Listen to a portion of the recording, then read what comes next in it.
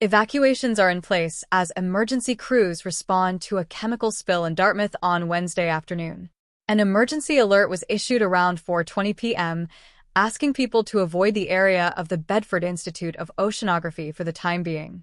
The alert says a 2:50 m evacuation has been put in place around the institute.